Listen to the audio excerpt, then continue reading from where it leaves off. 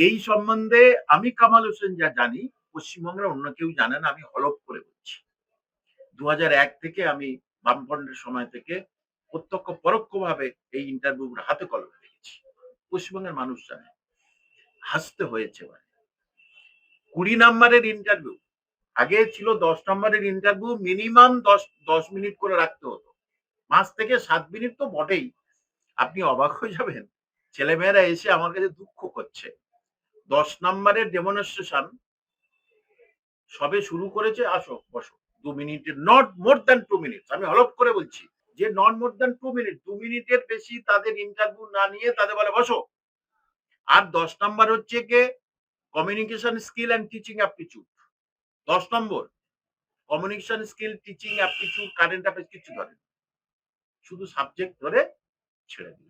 বলে ২ টো ৩ টে প্রশ্ন করে বলছি কি হয়েছে কিছু তো বোঝা যাচ্ছে না। তাহলে আবার ইন্টারভিউ নিয়ে প্রহসন শুরু হয়েছে। তা প্রাইমারি সার্ভিস কমিশন কি বিহারে নাকি? সে তো এখানেই আছে। তাহলে ওদের যা ইনস্ট্রাকশন দিয়েছে এদের তাই ইনস্ট্রাকশন দেবে। ওদের ২০ নম্বরে যদি ওরা ৫-৭ মিনিট রেখে ছেড়ে দেয়, এদের ২ মিনিট আসো বসো, নাম কি? একটু বোর্ডে গিয়ে তোমার নামটা লেখো, যাও ভালো। আপনি অবাক হয়ে যাবেন, এটা পাঠক বন্ধুদের আমি জানাতে চাচ্ছি। তাহলে ২০ নম্বরের ইন্টারভিউটা করার অর্থ হচ্ছে তোমাদের আমি যেমন খুশি তেমন নাম্বার দেবো। মনের মতো লোককে নাম্বার দেবো। Coat unquote. Minimum ১০ minute demonstration রাখতে হয়। বিষয়বস্তুটা তাকে বোঝাতে হবে।